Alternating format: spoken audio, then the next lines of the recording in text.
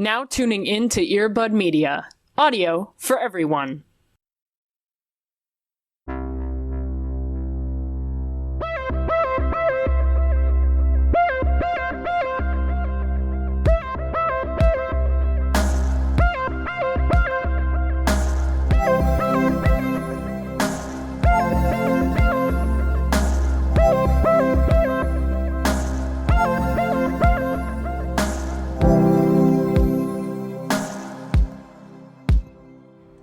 Quick scream into the mic to check our levels, and then we're good. Just like regular podcast stuff, your first initial guttural scream. We do start every one of these episodes where we do just scream. If you want that supercut, we are happy to give it to you. Yeah, we're on our Patreon. We're just going to put 5 uninterrupted minutes of us screaming. Listen, you joke, but I know one of you would use that as an alarm. The amount of folks who have told us throughout these almost 5 years who have said, like, oh yeah, like I just fall asleep to your podcast. And then just imagine, like, at the end of one of these episodes, we just, like, put a supercut of us screaming. It would help one of you. It would annoy most of you, but it would help one of you. Gotta make sure you get to your thing on time. Absolutely. You know? You're late what for if we something. did, like, custom, is there, like, a cameo or something that we could do for just, like, giving people voicemail messages or, like, custom ringtones just of us yelling? I would love that. I would absolutely fuck up a cameo for us. Yeah. Oh my god. Can you imagine a Patreon perk of us that's just like, absolutely, we'll give you a 30-second audio of almost anything that you want. Right. Within reason. Yeah. Absolutely. Almost anything. Big asterisk. Do you want us to yell at your sister and tell them that they're a dumbass? Absolutely, we got you. Hello. What's up? Welcome. Hello. It's the show. We save those usually for the end, but we're going to switch it up. We're here. Good morning. Wake up. It is a Monday when you are listening to this, which is incredibly important for so many reasons because of the fact that here's what I'll say. You will get to have a belated birthday celebration for co-host of mine, founder of this podcast, founder of this production studio. I was not expecting all this hype going. This is like this is a whole intro. Oh, I'm doing it because you're going to get mad at me in a second. Birthday baby of Cody. So, enjoy that. By the time that this episode airs, Cody, your birthday gift should arrive. Oh, no. And I am expecting a full-blown meltdown to occur. It's going to be the greatest day of my life. I'm incredibly excited. This might be the best gift I've ever given you. But I'm fully expecting to hear your scream, your yell of anger from across the country. Yeah. I hope I can deliver on it. I'm sure I will, knowing I am pretty sure, knowing you, that you might rip me in half. So, okay, but great. So I'm feeling pretty good about this. It's the funniest thing I've ever done. So before that happens, I do want to make the most of this experience and just ask, how are you? I'm doing pretty good, feeling the birthday vibes. The claws are out. The crab claws are here. Hell yeah. I have an extremely great happy thing. But it's also almost an injustice. Oh. If you could think about it like that. I want to talk about Legally Blonde. Finally. God, it's been... the best movie ever made. Period. Bar none. I'm so glad that you have introduced what our next season is going to be about right at the top of the show. Yeah. We're fully pivoting to a Legally Blonde podcast. Listen, it's queer, it's scripted, it makes sense. It makes sense. But it is, I believe, the anniversary of it this upcoming week, the 20th anniversary of this fine picture. And in celebration, the New York Times did a extensive oral history of the entire film. As they should. And it's great. It's huge. It's amazing. There's a lot of fun facts in there. One of which, though, buried under all of these gems, is that one of the original endings for this movie was gay. It was gonna be Elle and Vivian in Hawaii drinking margaritas and holding hands. No, fuck with off. the What? insinuation, and I quote, was either they were best friends or they had gotten together romantically. Or both. Or, I mean, yeah. Right. best Yeah. friends. Yeah. Wink. Right. Like, wink, yes. Gal pals, wink, you know? they're cowards, is what they are. Yes. This is what we deserve. That makes me so angry for so many reasons. We were robbed. I hate it. Because then... okay. I hate this. Because talk then, about an enemies to lovers. Hello. 100%. Because I love this ship. I will go down with it. We'll go down with the ship. Because that would change Legally Blonde 2 for the better. Ooh, yeah. Yeah. And we could just focus on two women who love each other. They love law. And Yes. they're just living it up. They're just going to take on the world together. Exactly. Yeah. Damn it. But so that's just occupying my brain capacity, and I can feel the servers on fanfiction.net just exploding. I do want to send out a call, not just to our unofficial intern, Taylor, but to everyone who listens to this. Usually we try to keep the scope of our fanfiction primarily to Twilight or Twilight adjacent fanfictions. I will now open this to also Legally Blonde fanfiction because I need it more than anything. That is now in our wheelhouse, so you can send them in. It's relevant. We will accept it. Oh, Thank you. damn it. God, that makes me mad. Yeah. How are you, my dude? Well, now I'm sad. I'm sorry. It's okay. It's not your fault. It's, It's society's. it's Big Film's fault. Right. Yeah. Yeah, thanks, Hays Code. I thought we were done with that. I guess not, huh? I'm doing okay. I think as I mentioned a couple weeks ago, we are in the thick of summer TV right now, so I am happy as a clam. Yeah. I've got new trash to watch every day, and that's all I've ever wanted. It's the only thing that makes up for the fact that summer is like hot as fuck. It's just your peak form. Exactly, is the fact that I can stay inside and just watch reality television all day. It helps me a lot. But something that I had been like counting down for and then somehow forgot because of the holiday weekend, which threw me for so many reasons, is the fact that season 2 of I Think You Should Leave came out this week. And I love this show more than anything. I rewatched season 1 more than I should have, just because the fact that the episodes are so short. Right. It makes it so easy. It's just a very good, quick laugh all the time. Right. I have not gotten through all of season 2 because I want to savor it. Because the first time that you laugh is never the same as the rest. But from what I have seen so far, I have almost died from laughing so hard. It is hard to describe just how much that show is like just my humor in a nutshell. Right. Yeah. And I am immensely grateful to have more obscure references to have and see on the internet. Yeah, I'm very excited. I haven't seen any of it yet because I also want to savor it. Good. But I am very excited for it. And I am also just excited to have those screenshots on my timeline again. Yes. In the most, like, as packed as it is now, because it's a fleeting time. And Yes. some will definitely have more longevity than others. But now we're in a great moment of just seeing. I'm like, oh, I wonder what that's going to be about. I do like it. Yeah. So, very good goofs. I appreciate it immensely. So, that is very much a happy thing for me this week. Yes. Just a nice switch from just what could have been with Legally Blonde. Right. But speaking of gay love, which we do love here on the show. Yes. We Look at that segue. All right. listen.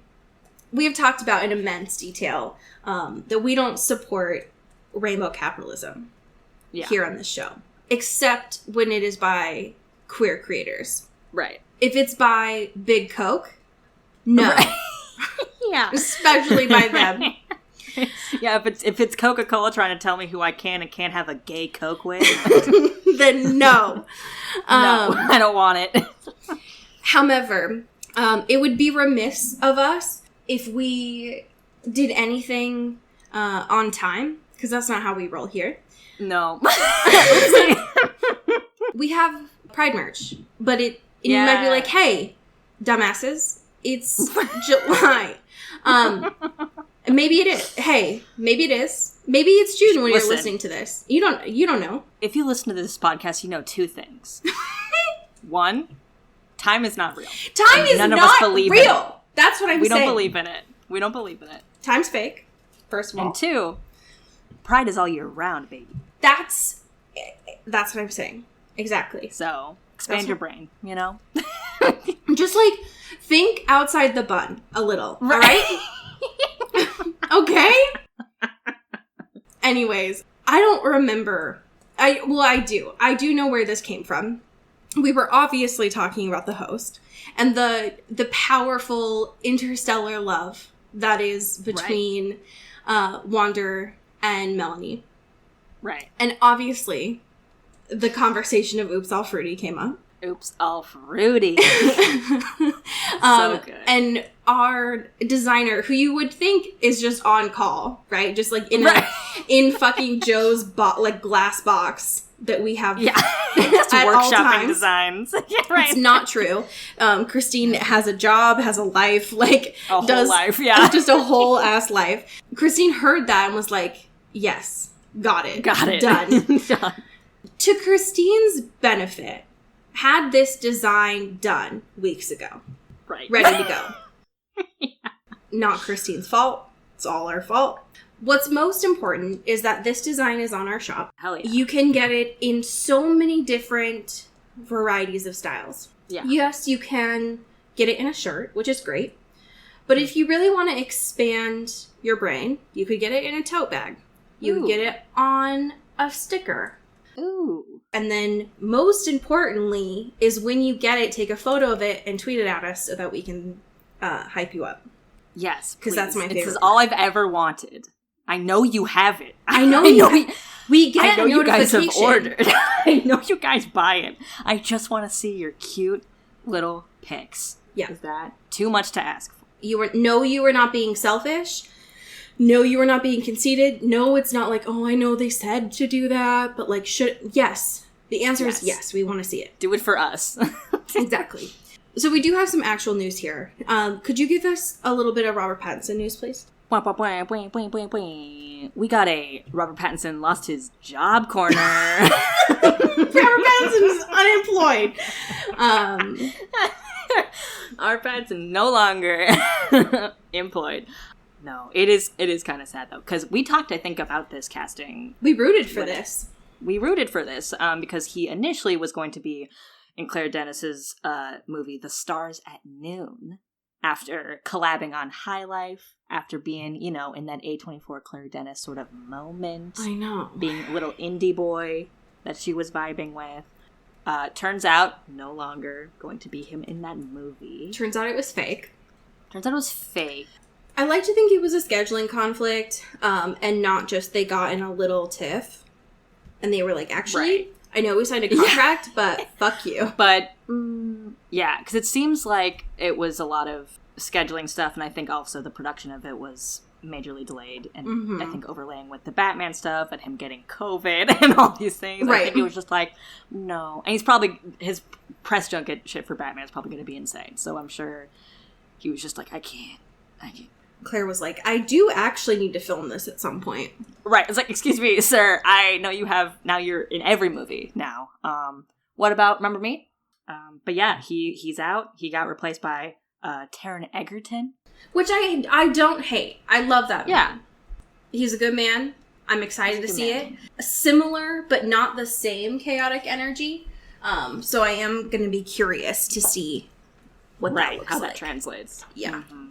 So, anyways, we do have a little bit of other Our Pets news, if you want to touch on that before we move on to Oh, yeah, sure. Robert Pattinson off of the employment corner. Right. Yeah. Yeah, he may not be employed by this movie, but he is now officially a member of the Academy. Which is wild that it took this long.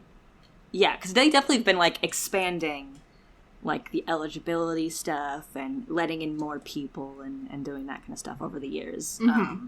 But it does feel like he's been on the grind as of late to be like, hey. Good on him. I'm excited to see what, if anything, changes in regards to that. Right. But, you know, good for him. Yeah, so if you're ever mad about Oscars and stuff, you can just directly now blame Robert Pattinson. Right, for exactly. any decision you don't agree with. So Yep. Just send any and all feedback directly to Mr. Pattinson at this time. Yes. Yes. Our last bit of news is just a little bit of a wild card. Y'all might remember Bill Condon from directing Breaking Dawn. Famously, some might remember. And no other movies. And that was it, right? That was his first film. No, he did both of those. You also might know him from doing Chicago or Dreamgirls, or unfortunately, the Beauty and the Beast remake as well. Yeah, they can't all be winners, you know? You know what? What I received in our Daily Digest information shocked me a little bit personally, which is that Mr. Condon, who again directed Breaking Dawn, where Bella cracks her spine open, the same man who has Edward like yell and scream when Bella dies, who has Chuck Esme, again, folks, some might remember, has now signed on to direct Guys and Dolls. You know? Which maybe they appreciated the artistic liberties he took with Stephenie Meyer's text and was like, you know what? This would be great. On paper, I'm like, sure, fuck it. Why not? Right. Sure, this man has had experience before doing other, like, adaptations of musicals. But just to see his track record, where it's like, yes, Chicago's. Yes, Dreamgirls. Beauty and the Beast. Sorry, also we have Breaking Dawn, parts 1 and 2. What? Bill? I'm just starting to think, like, you saw those as, like, blank check, easy money on there. Right. Yeah. Personally, I mean, I grew up with Guys and Dolls because I am a slut for theater. Yeah. But so I'm going to be a little bit curious about how this goes. But he fucked up Beauty and the Beast big time. Yeah. So I got my eye on you, Bill. Anyways, our last bit of news here before we get to the wildest movie I think I've ever seen. Literally ever. And we watched some pretty buck wild shit on this show. Is we have a new season starting next week. So many folks voiced their very passionate opinions. It was a heated battle at the end. At the end, yes. It got a little bit... There was some major campaigning that started to happen there. Yes. Which was pretty powerful, and I did love that a lot. Absolutely. It came down... We provided 3 options for you all to select from. One, which I assumed was not going to happen, which was the 50 Shades of Grey series from Christian's perspective. That was my bad for assuming that was not going to happen. Yeah, you underestimated the voting power of, I did. Of you guys. Based on the comments that we had received, I had assumed that was just a no-go. Mm-hmm. We had also put in, based on your feedback, Vampire Academy, as well as Court of Thorns and Roses, we had 2 polls, one on our Patreon and then one on our Twitter as well. Again, it was pretty solid there for a while, and then towards the end it got hectic, I would say. Yeah. Cody, do you want to tell folks what we have decided on? Next week, we are starting Vampire Academy. I am so excited. The tables will turn. Yes. Folks. We're going back to our roots, but with a fun little twist here. Yes. Because Allie has never I don't know digested anything. any of this. I know nothing.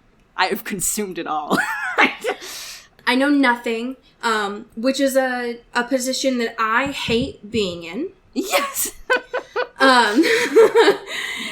It is incredibly uncomfortable for me. I don't know how you all could possibly know that as someone who has a very strict format on this show, and has thorough notes each episode. Yes. But yeah, no, I know fuck all about this. So based on just the rudimentary stuff that Cody has said, I am immensely curious. And it seems like it is, as most things were, just a little copy paste of Twilight. You know, just a little copy paste of what I'm assuming, based on what I've seen here, of just a little copy paste of Anne Rice. So yeah. yeah. Yep. So I am immensely curious, not just for myself, but for everyone else, to get to hear you in a space of, like, let me unlock all of my knowledge for once. Yeah. I can't wait to, like, unearth memories I've shoved down for years. I can't wait to just, like, fully regress. I'm very excited. So this is a reminder, if you want to read along with us, go check your library, go check your thrift stores. I'm sure they're all there. Oh my god. I would imagine these are probably all over thrift stores. Yeah. So here's your reminder. I am definitely going to use my fucking Libby to get this on my Kindle. So I am immensely curious. I will say that. So I am looking forward to starting something that I have none knowledge about. So yes. So welcome in. And for folks who are like, but what about A Court of Thorns and Roses and 50 Shades? We're just starting here. So yes. We will get there. We will get there. We want to start with the vampires first. Yes. So anyways, we, as our interlude episode here, we watched last night the weirdest movie I've ever seen. I don't know if it was the same for you, but it we watched The Birthday Cake, which came out not even a month ago, like 2 weeks ago, I think. Yeah. Right.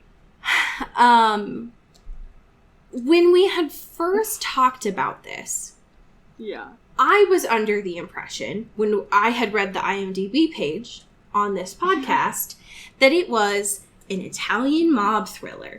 That it was The Sopranos. Right. I thought it was going to be Gabagool, you know? Exactly. And in a way, it was. Yes. There was parts, Gabagool. Parts of it was. They did end up getting 2 major figures from The Sopranos, which was pretty cool. Yeah. As someone who was, like, almost done watching The Sopranos for the first time, I was like, oh, fuck yes. Like, we're here. My boys are here. Yeah. 2 of the main figures who, like, have immensely noticeable, like, voices. I was like, fuck yes. Like, let's go. Yeah.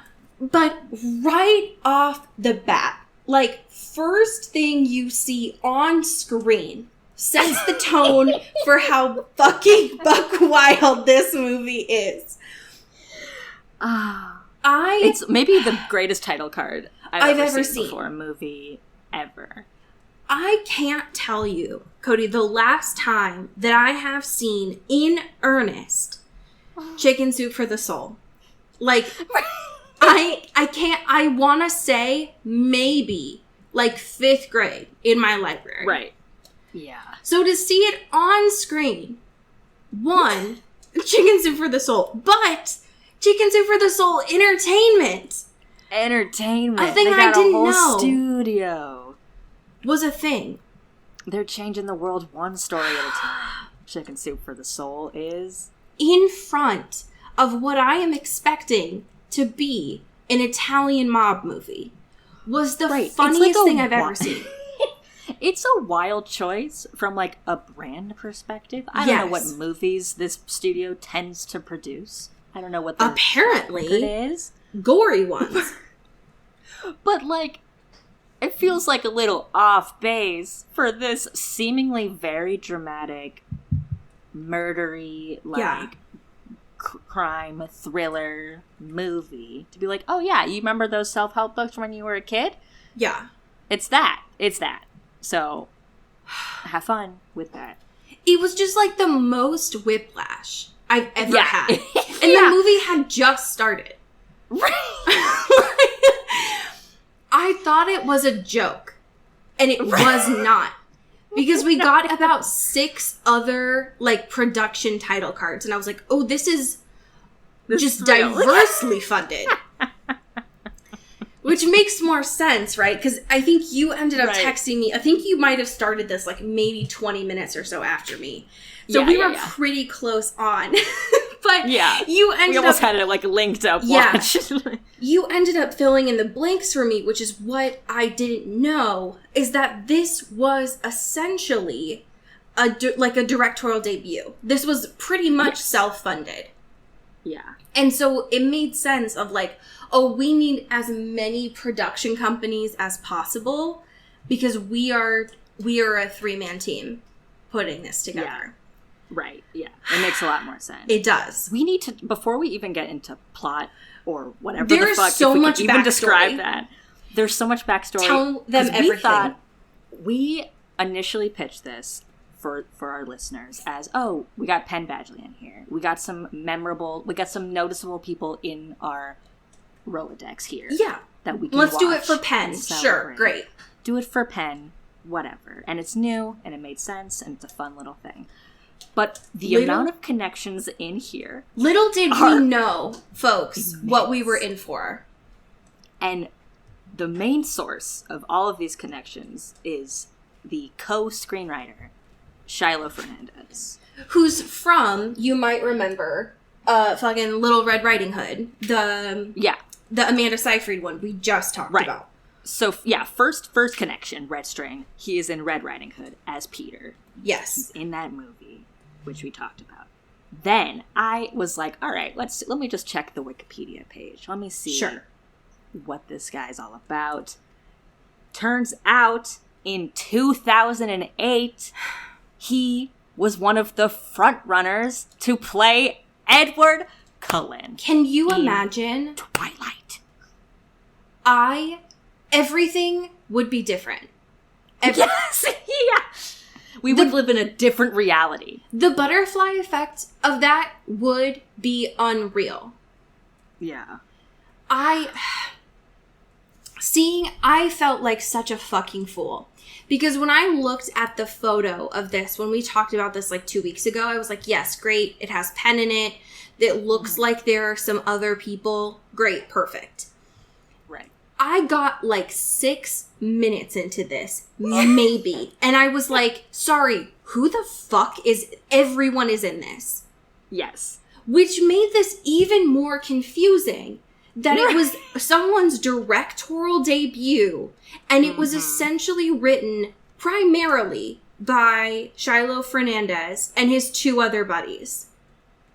Yeah. Because I looked deeper, after you told me that, I looked deeper into his Wikipedia page to see, like, does this guy have rich parents? Is there nepotism here? Right. Who is he? And there's not. There's nothing there. And so I was immensely confused of how was it essentially that Shiloh wrote the screenplay, directed, he didn't direct it, but he produced, starred, did all but directed this as well. And so this is his movie. How did he get all of these famous people in here? Yeah. Of just being like, hey, are you free for a day. Right. Yeah. It's like truly wild. Because first of all, that Ewan McGregor is in this for what is essentially like a day of filming and then another day of voiceover work. Right. And they try to like milk as much of his time as possible. And he has the like Birds of Prey mustache in this. Yeah. So it had to have been like fairly recently. Right. But this movie is one of the most confusing things I've ever seen. Because the movie is trying very hard to make you as the viewer in suspense of what's going to happen. They do this whole like a decade ago, and then they show something tragic happened. They show Shiloh Fernandez, who is in this movie called Geo, and a decade ago he looks like Ponyboy. Literally, like he's literally baby Ponyboy. He's wearing this like fucking bowling shirt. He's beat the fuck up. Him and his cousin are just like hanging out in the snow, and they just get like beat to shreds. And this is supposed to be important because we find out that like Geo's uncle is this mob boss that like runs where they live in New York. Yeah. That's important. And then it's been, and his dad died. Super important. Right, that's Geo's dad is dead, and they will not let you forget this. Yeah, that is like almost every other piece of dialogue. Yes. And then they move to 10 years later, which is essentially the present in this. And again, folks, the movie is called The Birthday Cake. Okay? Yeah. They bless the folks who wrote this screenplay. They essentially have their main character, Geo, holding the primary symbol throughout the whole movie, and expect you, as the viewer, to not ask any questions or make any assumptions about what the symbol is or what it means until, like, the end of the movie, and you are supposed to be shocked of, like, what happens there. Right. Which is why, when Cody and I were texting about this, it gives off, like, very strong student film vibes. Yeah. Because there's no, like, there's no real suspense. It's all laid out on the screen. Yeah. This movie is essentially watching a man try to deliver a birthday cake, but then getting inconvenienced every 5 minutes and having to push it back, and then he does it, and then a big thing happens that everyone could have guessed, and you're like, well, that was the movie. Yeah. Got it. Because Geo, instead of, like, the main thing is that Geo is getting ready. He's in a fancy suit. It's been 10 years since his dad died, and he's going over to his uncle, the mob boss's house, to celebrate and, like, honor his dad 10 years after he died on, like, his birthday. And it's, like, a family reunion kind of get-together for everyone. Right. And his mom's like, fuck you, I'm not going to this. But Geo, instead of taking an Uber, instead of taking a cab, instead of taking the subway to his uncle's house, he's like, you know what? I'm just gonna walk through New York to get here. Hours it takes him. Right. Yeah. And every person that he stops by... might as well just meet and say hello to everyone I've ever met and ever known in my life. Every person that he stops by... It's not like I have somewhere to be. is like, do you want to ride? And he's like, no, I'm just going to keep walking. And every person's like, this is a really long way to walk. And he's like, it's okay. I'm just going to walk. Nah, it's cool. This birthday cake that he's holding for most of this is in foil.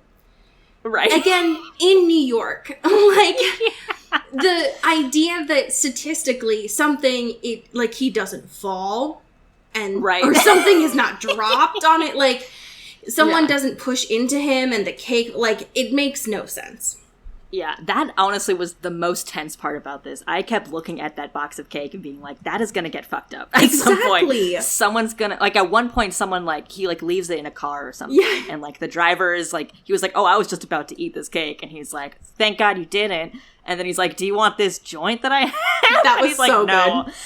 Which was very good. But that was, like, the most dramatic thing. Like, I feel like the crucial thing here is, like, make sure the cake gets to the place it needs to be. That's the whole point of this movie. You're just watching this man deliver a cake. And nothing really happens to the cake because there's other stuff going on. And that was at a point where the cake had been transferred from foil into an actual cake box. So at least there was, like... There was more, like, sturdiness to it. I felt a lot safer. I was more concerned in this whole fucking movie about the cake than I was about what was actually happening in this movie throughout the whole thing, which is what we find out like 7 minutes into the movie, which is Gio gets stopped by 2 FBI agents, one of whom is Aldous Hodge. Oh my God. My jaw dropped, and it's honestly because you only ever cast Aldous Hodge if he is going to kick the shit out of somebody. And so I fully expected that he was going to come back later, and he didn't, and it was a crime. No. They set up so many stakes and many, like, things, and then there was never really payoff for any of them. It was such just, a like, bummer. loose threads. And to the point where we were just worried about the structural integrity of the cake the whole time. I cared more about the cake than anybody else. Then, and Gio, of course, is, like, worried and very, like, nervous about the FBI agents, because the fucked up thing about Gio, as we learn about, like, throughout this whole movie, is that his mob boss uncle is very alpha. It seemed like his dad was an alpha too. Gio is very weak. Does not like confrontation. He's very small, like, very weak. So he sees these FBI agents and he's like, I cannot do this.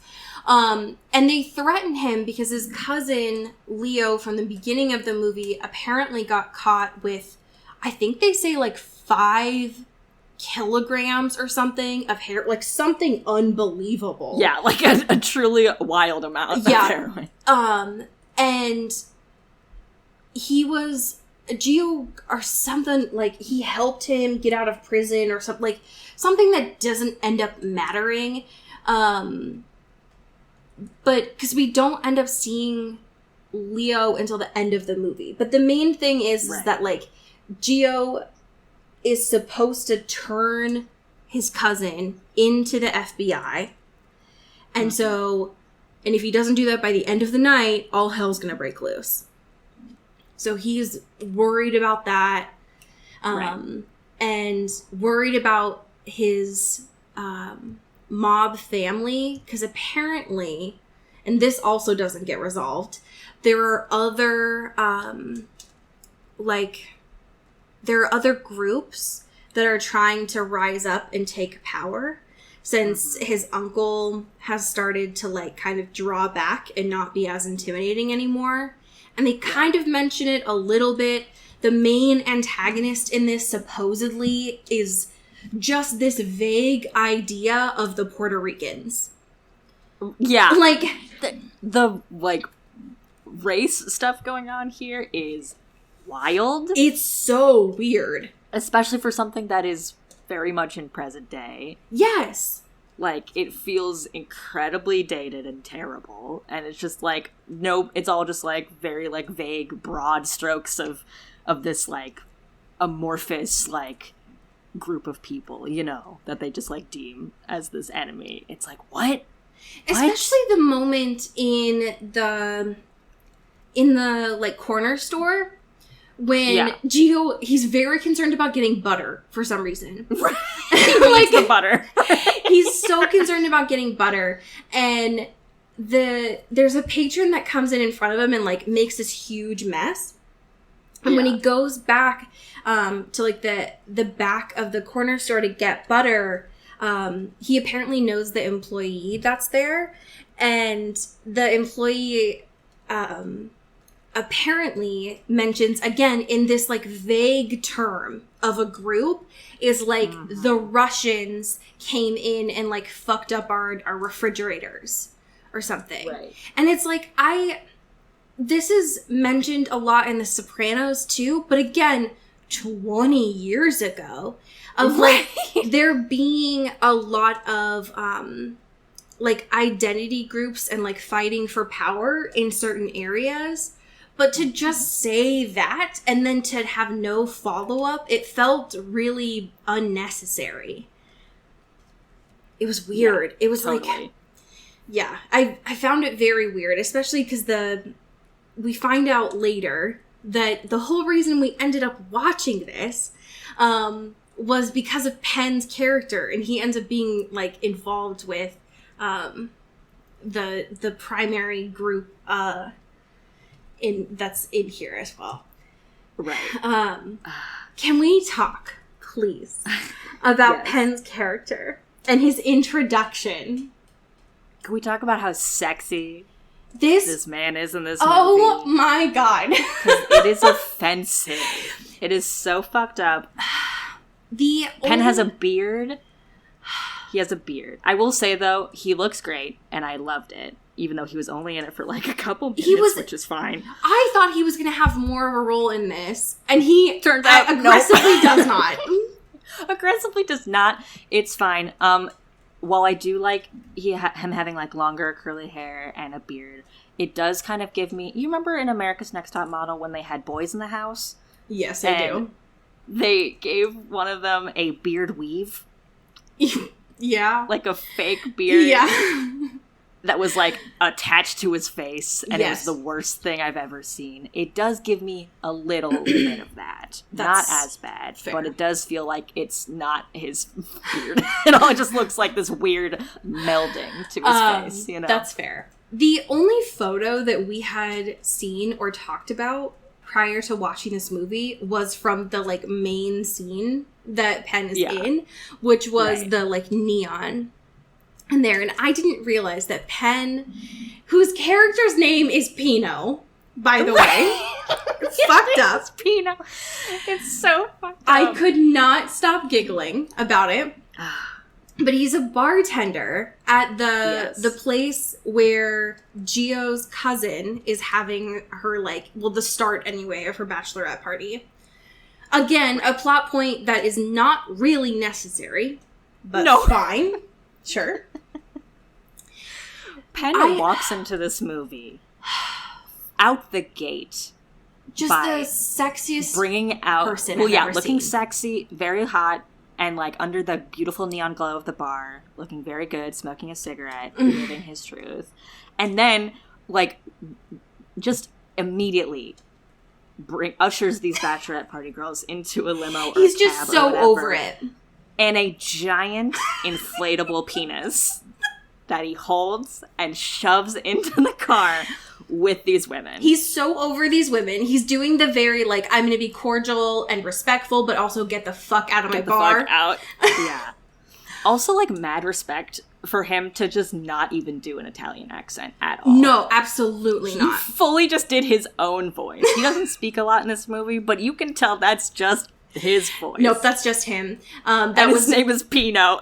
He's just sounding like Penn Badgley does all the time. Aggressively just Penn in a white shirt with a towel over his shoulder, looking the hottest he's ever been, smoking a cigarette, and my god.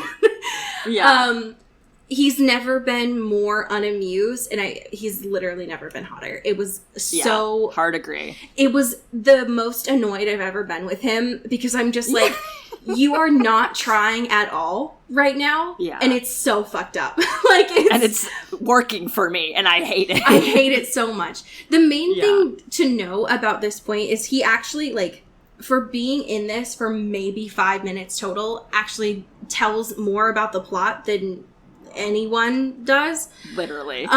Because he stands right outside his bar and he looks at Gio and he's like, hey, remember when your uncle got fucking shot in the throat right here? That's where that happened. Do you remember that? Do you remember that?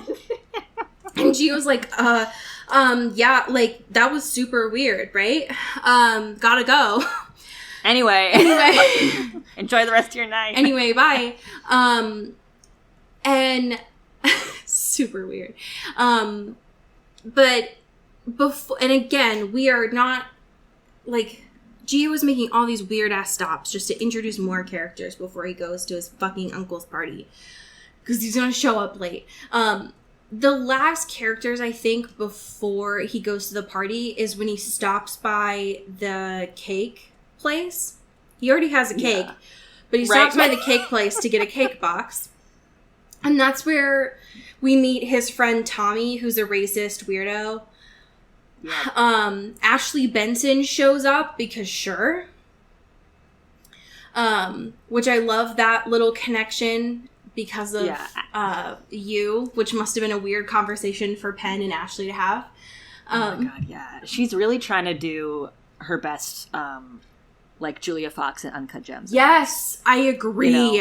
That's the vibe she's trying to do here. And she does it pretty okay, given everyone else being terrible. Yeah, I think that the fight that she has with Tommy in the back of Luis Guzman's Uber was pretty good. Yeah. For being in this for maybe like 2 minutes, Luis Guzman was great. Right. For just being like, first of all, please stop fighting in my Uber. Please stop doing coke in my Uber. Please. Please pay for this Uber ride. And then someone left a cake. Oh, thank God. Damn it, you took my cake. I guess I'll just have this joint instead. So bless him. It is unfortunate, though, that, like, the last thing that we see before Gio goes to his uncle's is Gio stops by where he thinks his cousin Leo is. And there's a woman outside who, when I double-checked the casting, her name is Karen, which I thought was great. Oh, hell yeah. And Leo, of course, is not at the place where he was staying. But shortly after, when Gio's in Leo's apartment, I hate that all these people have the rhyming names. It's annoying. Right. But Penn, or Pino, I guess I should say, Pino shows up, and he has led, again, the, quote, Puerto Ricans to Leo's place. Apparently as a way of, like, selling him out. Whether it was to, like, switch allegiances, whether it was to, like, get money, whether it was to get drugs, it's not really made clear here.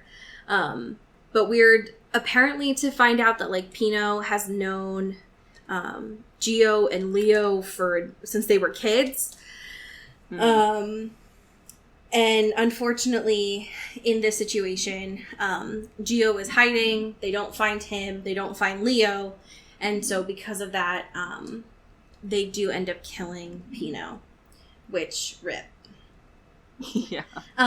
Because I thought this man was going to be in this movie for a long time, and he was not. So, anyways. The end of this movie comes. He finally makes it. There's like a club scene. This club looked really boring, but they do end up getting to the Uncle Angelo's house. And of course, because I didn't pay attention to the photo, I did not realize that it was Val Kilmer until they opened the door, and I was like, of fucking course it's Val Kilmer. Right. It's gotta be. You gotta, listen, we're pulling in all the strings already. Yeah, like, of course they wouldn't show who Uncle Angelo was until the end, and so of course it would have to be Val Kilmer. And this is where we also find out that, like, all of Gio's uncles are here too, and so, like, fucking Pussy from Sopranos is here. Like, we've got all the typical Italians are here. Yeah. Which is great. And also, God, what was his name? William Fichtner was there too. Looking like a typical cop. Just ripping his gun out and stuff. In his element, yeah. Yeah. One thing I didn't realize until Val Kilmer started speaking is I didn't realize that he had a voice box. I'd totally forgotten that he had throat cancer. And so it made a lot more sense that Pino was like, oh yeah, he got shot in the throat. Like, Right, because otherwise it's like, that's a hard thing to explain. Right. And so it made a lot more sense. One of the only things that made sense in this movie of like why their mob family had gone kind of more insular and started to like have less influence. Do you want to tell folks about the incredibly obvious ending of this movie that they previewed so many times by the fact that they said Gio was allergic to chocolate? I just this lead up to this ending is wild. And he's just like sitting there with his cake, and Gio is like, I'm gonna go. I gotta go. It took me like 10 hours to walk here, so I'm actually gonna I've got blisters, my feet are bleeding. My feet are totally raw right now. I gotta go. You guys have fun though. I cannot eat this. Goodbye. And then everyone eats it and just starts dying. It is important to know that, like, his mom made this cake. Yeah. It is also important. Clearly there's foreshadowing is very strong here. His mom made the cake. His mom did not want to come. His mom, I don't think I said earlier, is the therapist from The Sopranos. So she has one of my favorite voices, which is so smoky. You can like hear the nicotine in it. Totally. Whenever she talks, I feel so safe. But I feel held. I do. I feel held. But anytime that she like raises her voice, I just like want to die inside. Yeah. Because she's the therapist from The Sopranos, and so I'm just like, oh no, she knows too much about me. Right. She knows my soul. Yeah, and so it's like, again, this comes back to the fact that it feels like a student film, right? Gio has said so many times that, like, I think, like, at least twice, that he is allergic to chocolate. Yeah. And it is very clear throughout all of this movie that, like, Gio is incredibly weak. Every time that he has had a chance to, like, fight back or to shoot someone, to just, like, fend himself, he doesn't do it. So, like, it's super clear that he isn't the one that did this. And so when they end up serving the chocolate cake and his uncle's like, cool, you don't want this? More for me. And they end up eating it and just immediately, like, their mouths start, like, bubbling. Like, it's like a horror film. It's terrifying. They all get, like, rabies. It's so scary. It's the scariest thing I've ever seen. And his uncle, like, immediately knows that it was his mom. Like, says as he is dying, Sophia. And Gio, because he has been sheltered his whole life, sees everyone dying and is like, I am gonna stay here. My prints are everywhere. Instead of running and getting out of here, I'm going to stay and let all of these dying men keep touching me. Yeah, that seems like a great thing. Like, Gio, boy. The cops will not question any of this. Right, of course. This of course is gonna not. totally fly for sure. So, Gio finally gets his head back on his shoulders. And goes to find his cousin, Leo. One of the things that is important to know is that, like, before the cake situation happened, Gio got into a little kerfuffle with one of his, I assumed it was his uncle, and I don't know if it was, I'm assuming Uncle William Fickner, who said he was a cop. Giving off very strong cop vibes. So when he goes back to his cousin's house, Leo's there, he hears in the, like, basement that Leo is struggling. And of course, William Fickner's there, because he looks like an antagonist. And it makes sense because I think his name was, like, in the movie, like, fucking Uncle Ricardo or something. Like, of course he's the cop. Right. And this is, again, like, Gio is having his opportunity to fight and stand up for himself.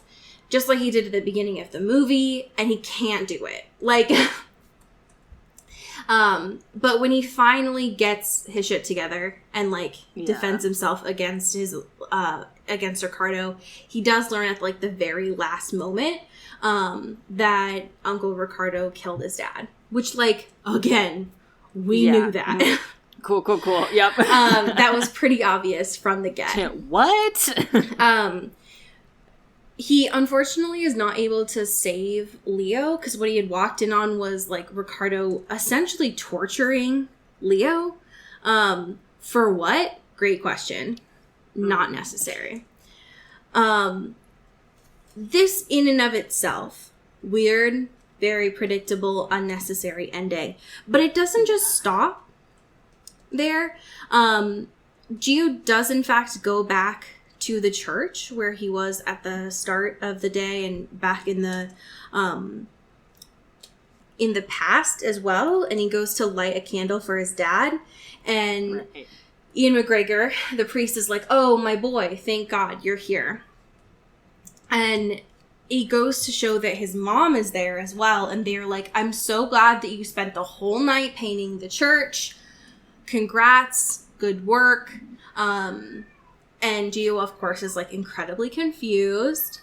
And as the sirens are rolling, that's how the, like, movie ends, is with Gio being like, "Am confusion," and his mom just being like, "Shut the fuck up, boy." Like, stop asking questions.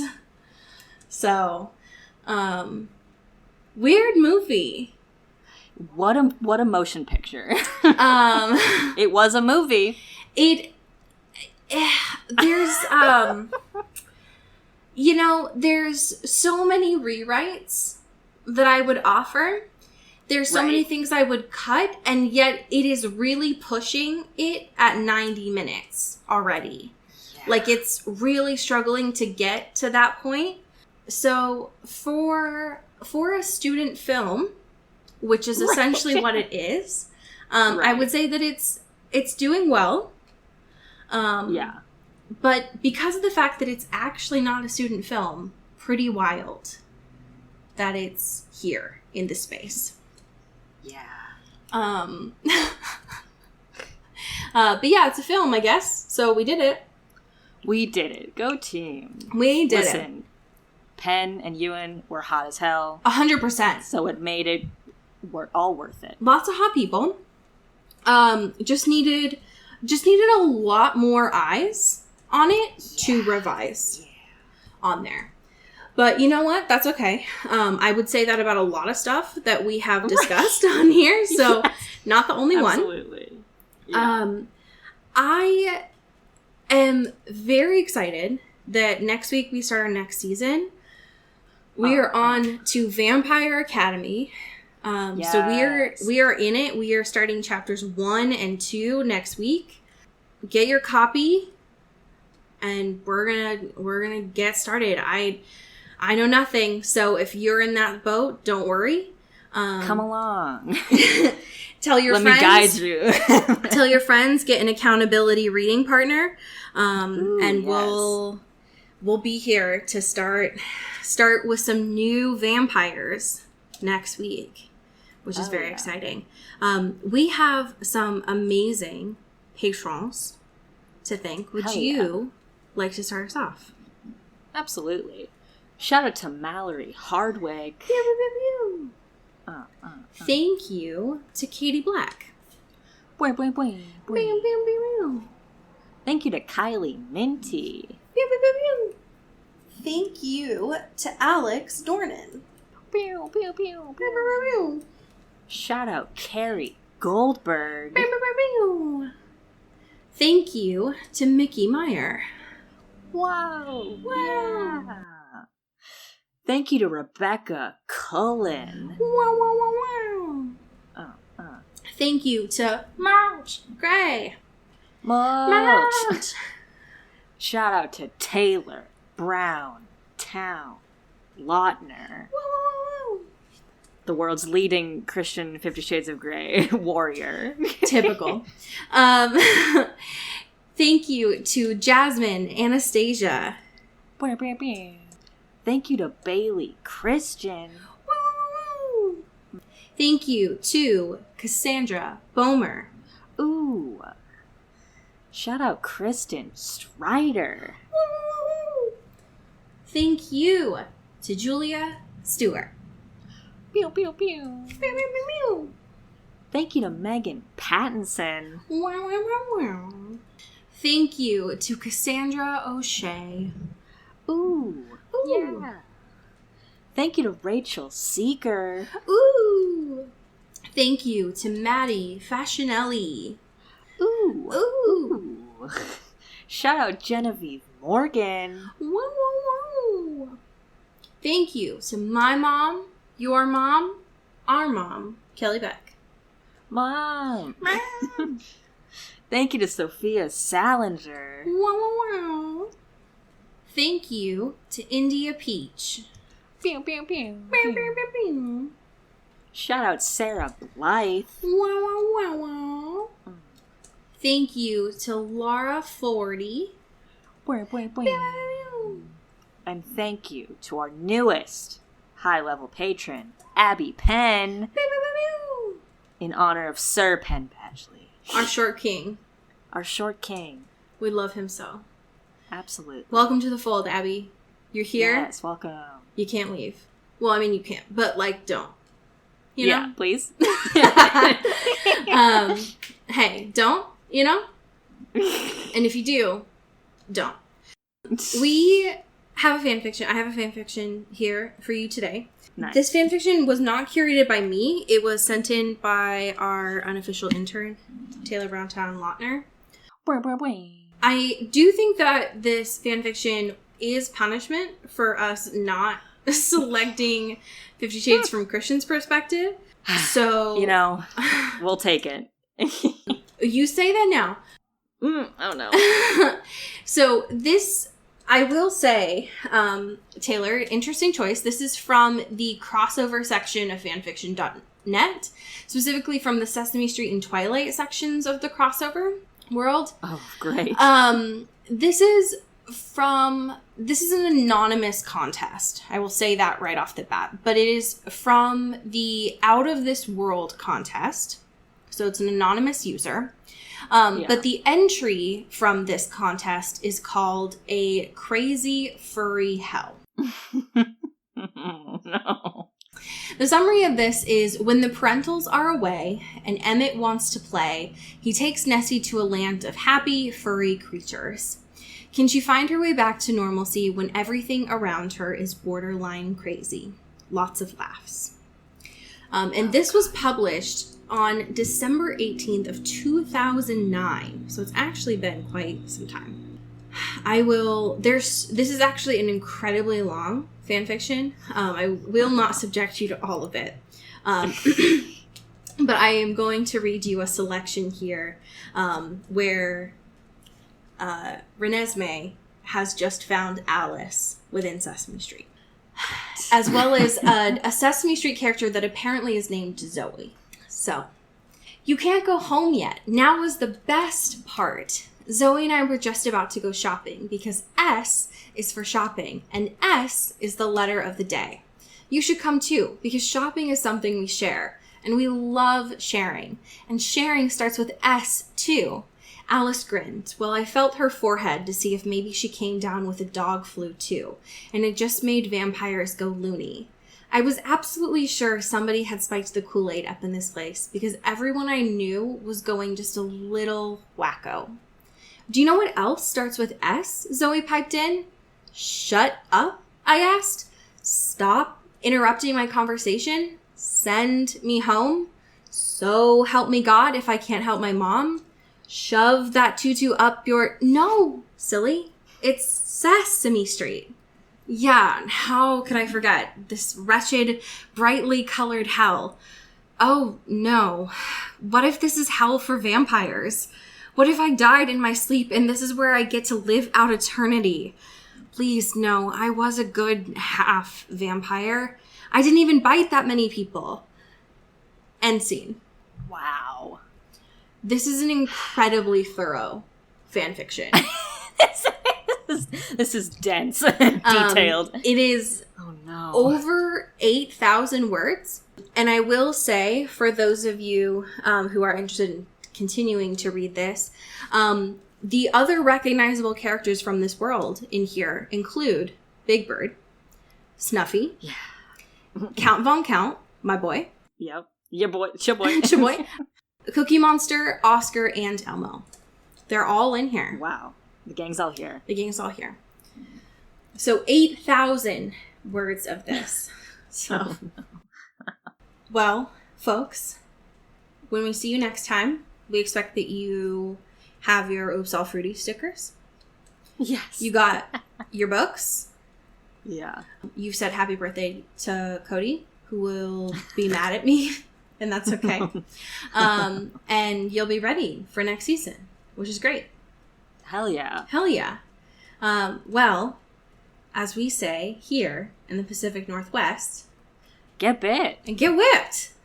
Ooh. Ooh.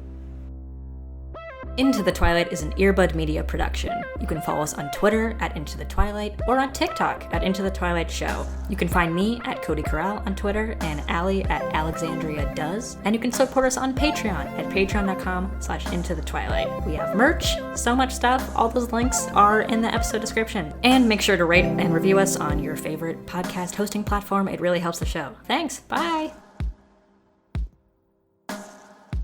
You've been listening to Earbud Media Production. Earbud Media, audio for everyone.